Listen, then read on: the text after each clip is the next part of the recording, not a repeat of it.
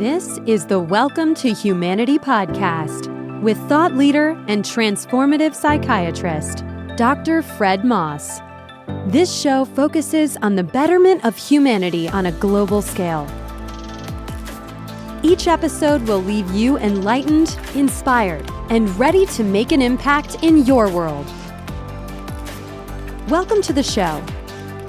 Welcome to your life. Welcome to humanity. Here's Dr. Fred.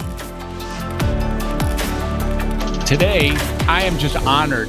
I've known Geraldine for, I guess it's going about 2 years, give or take. And we have worked together in multiple different arenas. And as we got to know each other, we really saw that we had crossed paths in the past without really getting to know each other as well as we did in the last couple of years.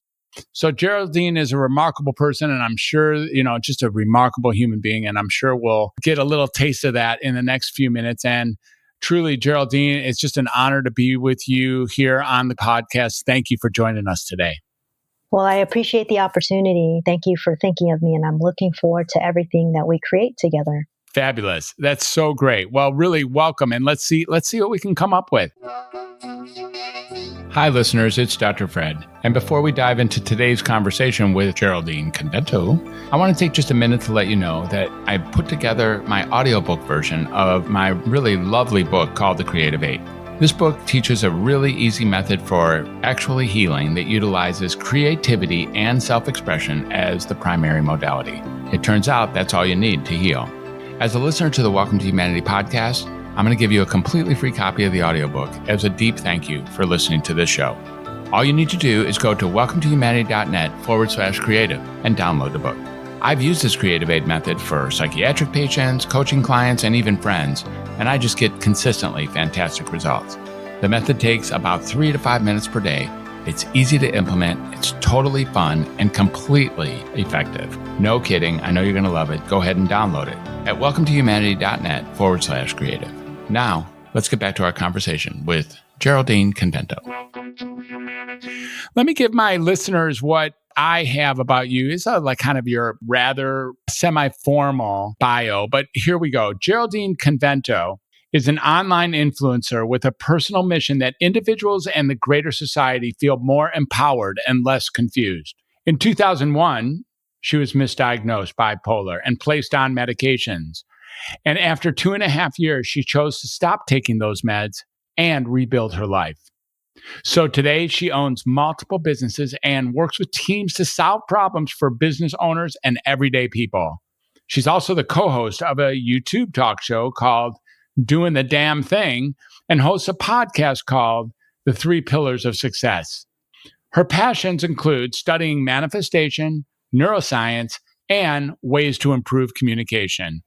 So there you go, Geraldine. That's the intro. Anything you want to say about that to either add to it or embellish it or let our listeners know a little bit more about, what makes you tick? What makes you run, Geraldine? That's a great question. Well, what makes me tick is just what I said earlier in the bio, which is, making sure that people are more empowered and less confused. And when I realized that this was my commitment to the world, I looked at all of the different businesses that I oversee and all of the activities that I really enjoy. And that's exactly what I'm here to do. I have a skill in making sure that things are clear and concise and a way of being able to empower others. And I want to be able to do that in every single space that I have knowledge in. Oh, as they say, that's really fabulous. And I know you to be exactly that. It's really, to me, it's sort of like a truth we hold as self-evident. And, I invite us to really delve maybe a little bit of a deeper dig into some of the things that you're actually up to now. And frankly, I'll be learning about them for the first time as well, as it's been a few months since we have spoken. In terms of my career, I'm most widely known as a marketer and a web developer. So for the past, say, 11 years, I've owned a technical company. It first started out as a web development company, then transitioned into having a business partner and a team, and we created a massive marketing company, and then it switched back to web development again and has pivoted so much throughout the years. But ultimately, what that speaks to is the fact that myself and my team have built a lot of technical expertise, especially when it comes to web presence and knowing how to market yourself. So we've empowered several entrepreneurs and small businesses across the world on how to improve and gain leads and make sure that their web presence represents who they are today and not who they were 5 years ago when they started their business. So that's one of the things that I'm mostly known for. I also have worked in video production for the past several years. And my relationship to that now is that I work with a team called the Olive Street Agency. They're an existing marketing company in Oakland. And we work with different politicians and nonprofit agencies and small businesses, all that have innovative ideas, future forward ideas. And we use video and titles and graphics mixed along with that to make sure that who they are is communicated in visual form. And other than that, I do a lot of consulting with entrepreneurs, mostly solopreneurs, who are looking to scale their business so that they have more time and freedom and a team that they can oversee as opposed to doing the work all by themselves. So that's what I do professionally. And then personally, I do a lot of study about the subconscious and the law of attraction and how to create a space for unlimited potential. You know, years ago when I experienced my 2.5-year depression and being on meds and really numb to everything that was around me, that was the worst thing that could have ever happened to me at the time, just because I wasn't up to anything. So now that I've built a life of being outside of that, I'm committed to doing whatever I can to educate others and give them tools to get out of whatever space that's disempowering that they're in. Well, thank you so much for being exactly who you are. I mean, I suspect that there's something about, creating a life from nothing for you, or having a life that's purposeful and has it be that waking up each day has something calling you and has you exploring, adventuring, future minded. There's a lot in what you said here that is about creating a future that really works for yourself and for other people. And one of the things that you can't know because you're you, and by being you, you are never sort of not you, is how just totally and completely inspiring who you are to others around you just by simply being you. And I think our listeners already have a taste of that from this introduction that you just gave. So thank you so much for being you. Oh, thank you. That's really sweet. So you're welcome. I have it as I was listening and just jotting down a few things that you said is that, like with entrepreneurs, making sure that they are not presenting themselves as who they were maybe 5 years ago or even any time in the past, but more about who they are now or who their vision is in the future. And then I have it that in the Olive Street Agency, what you're really doing is you're working with businesses with future forward ideas. You're already putting things in place in their web presence that has it be future oriented, that you're representing accurately what their vision is and what their future is and what they're creating from now moving forward. And then, we're really looking at other future-oriented activities such as scaling practices, giving people time to do other things in their life rather than manage all the many nooks and crannies of running a small or medium-sized business. And again, it's just a matter of creating unlimited potential so there is no shock at all that what you claim you do on the side is study the subconscious. We could go in a lot of directions here, Geraldine, and we really could, because that's all in your introduction. And we could go even a little bit about who you were for me.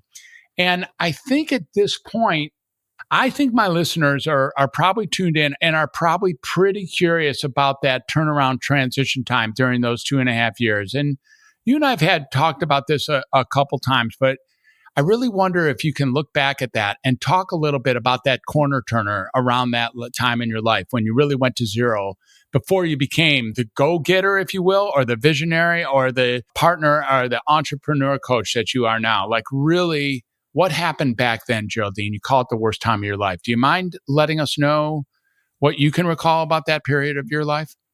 Sure. So I was in my late teens, early 20s.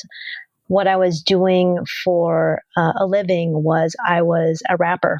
I was touring different parts of the country and performing and making music. And I also worked in the music industry. I was a contractor for several major record labels, including Virgin Records, Tommy Boy Records, which isn't around at the time, and a few others. So my life was going very fast. And I was surrounded by a lot of drugs and partying and not sleeping. And the lifestyle that comes along with being someone who is in the music industry and makes music and performs. And I was having a lot of fun. I felt at that time in my late teens, early 20s, that I was going to make it, that I was going to be famous and be able to share my words with the world, and that I was truly unique person that was put here on earth to do what I was doing at that time. And what ended up happening is that I reached a point of exhaustion, not only physically, also mentally, emotionally, and I was also doing drugs at the time too. And it all caught up to me. So I had a manic episode that was pretty serious and really raised some concern with my family. And they took me to Kaiser Hospital, and I wasn't really sure why we were there. I didn't, at that time, I was pretty disconnected from what was going on. So I was just kind of going with the flow. Long story short, I hadn't passed the drug test that they'd given me. And they were talking to my family about putting me in a mental hospital temporarily and putting me on meds. And I didn't know that any of this conversation was happening. All I knew was that the next thing that happened was I was invited to go to the reception desk and sign a bunch of paperwork. At that time, when I was signing this paperwork, I wasn't even reading what was there. Yeah.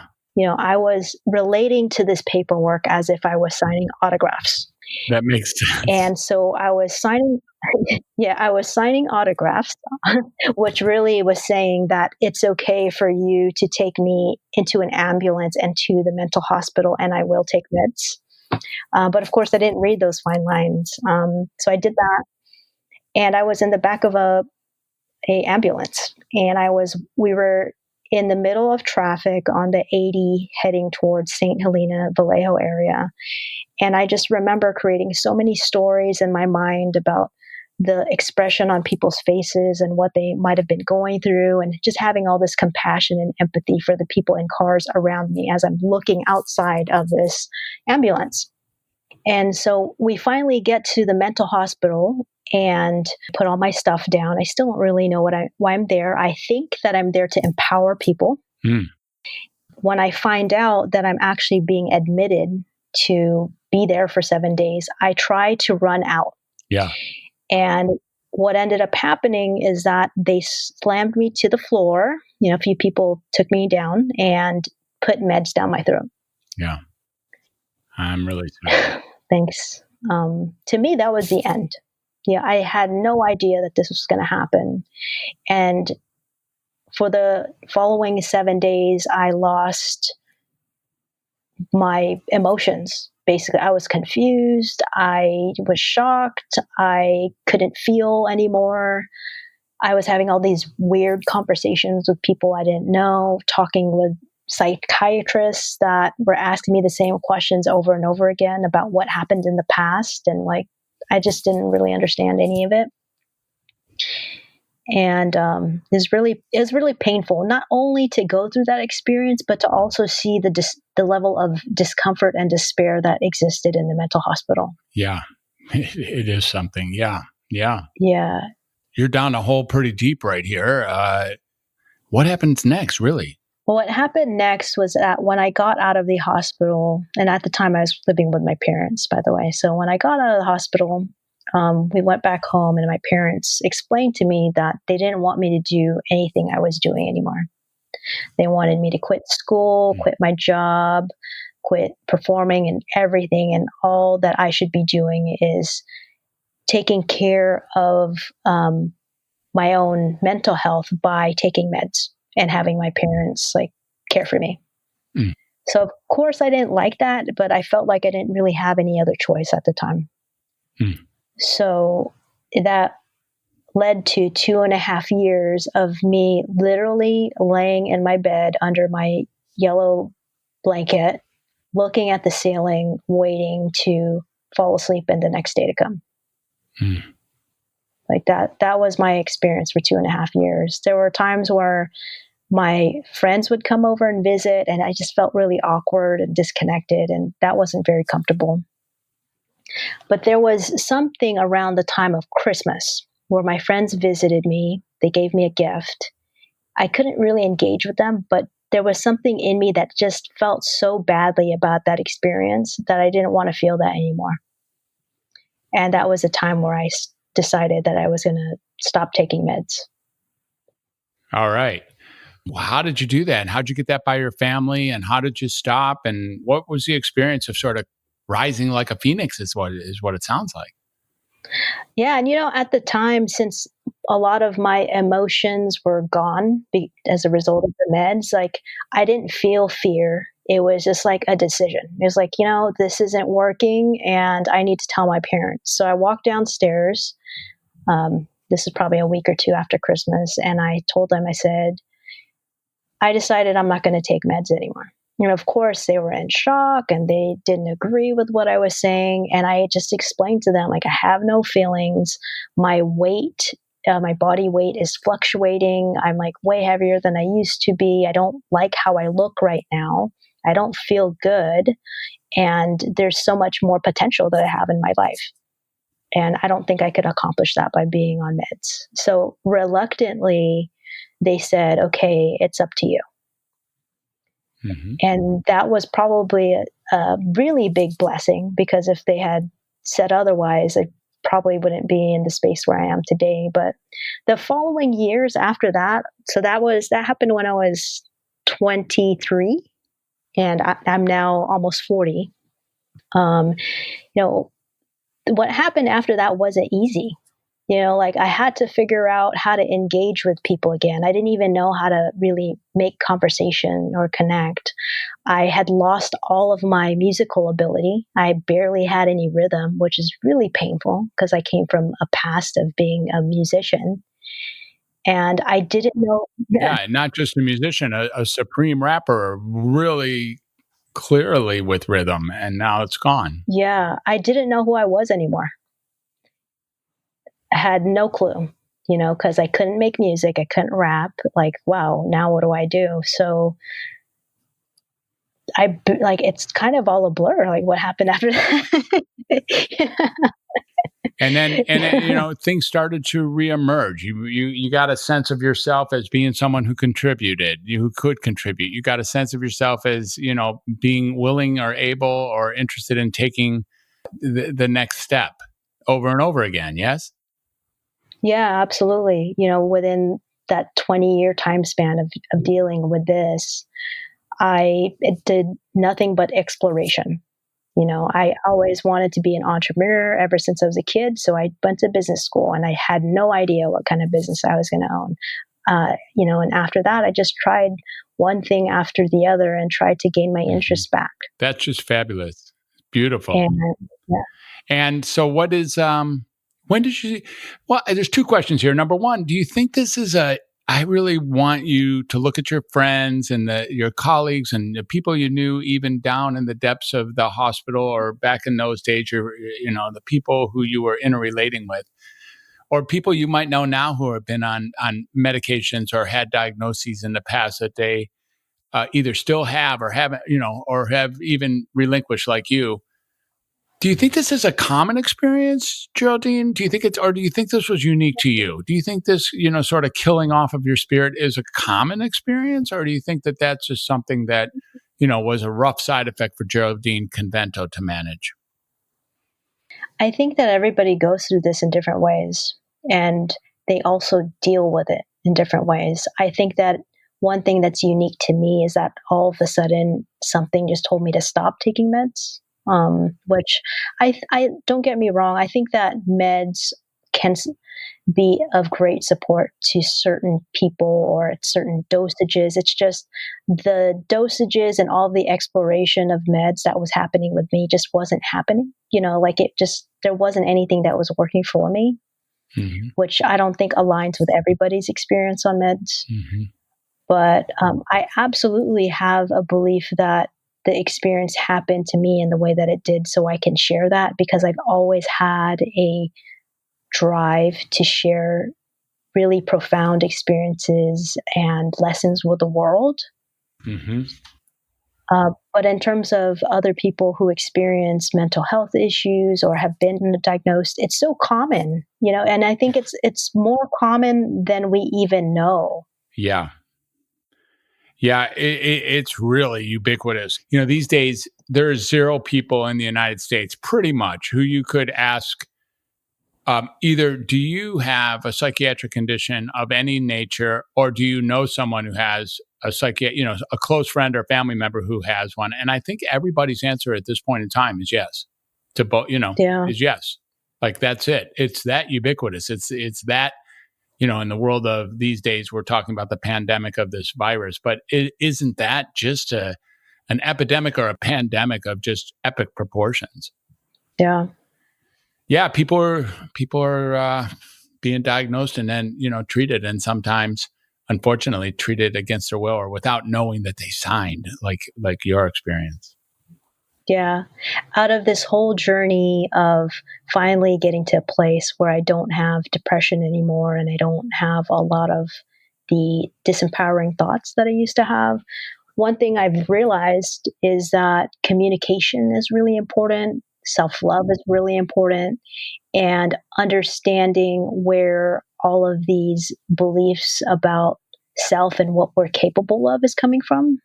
I think that's something that's not commonly taught as a coping mechanism for anyone who has anxiety or some sort of diagnosed with some sort of mental disorder. But in my personal journey, I found that all three of those things actually have made the most difference in how I feel and how I live my life today. Say the three things again. Can you do it back to back? Communication. Yep. Communication, self-love. Self-love. And understanding where a lot of the disbelief in self or the disempowering thoughts come from. Basically, the other way of saying that is exploring the subconscious or limiting beliefs. Yes. Beautiful. Thank you. You're welcome.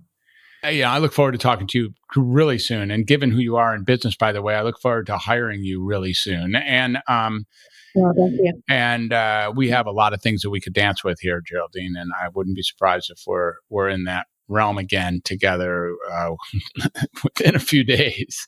Sounds fun. Yeah, but what the next thing I want to talk about is we like to ask these questions to each and every guest, or do our best to ask each every guest. And we only have a few minutes left, so I'm going to ask you to take on these huge questions in some form of a snippet, if you will. Okay. In your view, what's something that's going on in the world that just, going on right now that truly tweaks you? Something that gives your heart pain that you wish you could resolve or fix it like right now. Do you have an answer to that question? Yeah, I do, actually. It's this is a big one. Okay. So it is the inability to feel comfortable communicating. I think whenever anyone is confronted with something in their life, whether it be with a loved one, a significant other, a family member, even people within our workplace, there's so much hesitation to say how we really feel because we don't know how to say it. We don't know how to say it in a way that it lands for the other person so they can actually hear it. So because of this communication gap, what happens is we don't communicate. We end up, holding it in, feeling resentful, or saying something in a way where we're not thinking about how we said it. So it ends up landing completely misunderstood from how we actually mean it. So if I can fix anything, it would be to show ways of communication so that people feel like they're heard and the other people actually hear it. Wow. Well, I appreciate that. And, I think that part of one of the impossible promises that I've developed is exactly that. And it's really what Welcome to Humanity is about, what Awesome. this is about. And before we get too far away from both of those, I just want to let people know that it was you and I who worked together on the creation of the Welcome to Humanity brand and at a very deep level. And then the website that presently accompanies it. It can be attributed a lot to the work that you did along with developing who I really am and what I really stand for in the world. So I want to thank you afterwards or even now again for that activity that we were able to work together on. You're welcome. You have a very profound mission, and I'm all for it. Thank you. We do, and I do. And let's get it on. Let's get this part of the party started right now. Yes. We're on with Geraldine Convento. Geraldine, thanks for joining us. I have to say, it's a deep pleasure. And even given that it's been a few months or a few months since we spoke, or even when we sat down together for that meal up in Oakland, there's just something really spectacular about your own personal growth and development. So I invite you to really, the next time you're meditating or wondering about your worthwhileness or wondering whether anything you're doing has any value, I just want you to get that who you are for the world around you is an extraordinary human being, and that it doesn't take very much to see, feel, and hear that when being in your presence. And so I really, really love you for being that person and for having that kind of impact on me, and no question on the listeners who are listening to our talk this afternoon. So thanks again for that. Thank you. I appreciate you.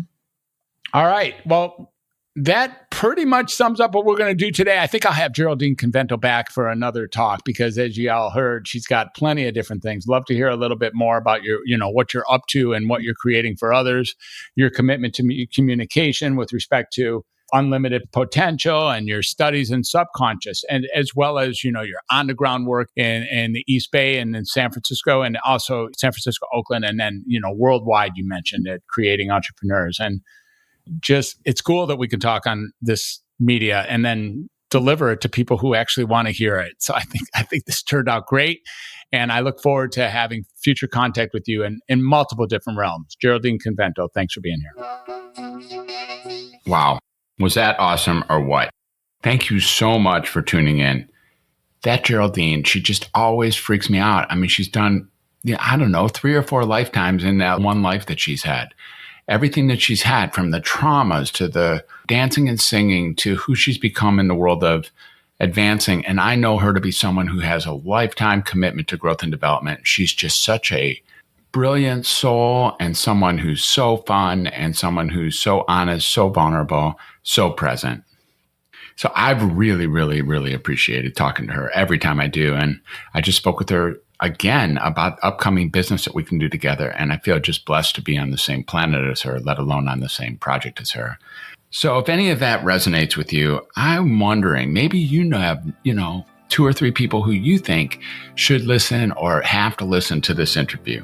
So go right ahead and reach out to them and invite them to listen and subscribe to the Welcome to Humanity podcast. And while you're at it, well, let's make sure that you subscribe to the same podcast. Once you subscribe, I'll be able to assure you that you'll get the latest episodes right when they become available. While you're at it, if you would just take a few minutes to leave a review on Apple Podcasts, I would really appreciate that as well. Subscribes and reviews, they're really important to make sure that more listeners will come and listen to the Welcome to Humanity podcast. And if the conversations we're having here contribute to your life, pay it forward by subscribing and leaving a review and telling your friends.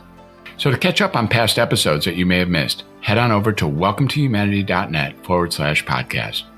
Until next time, this indeed is Dr. Fred, and this has been another wonderful, wonderful broadcast of the Welcome to Humanity podcast. Thank you so much for listening. Have a beautiful day.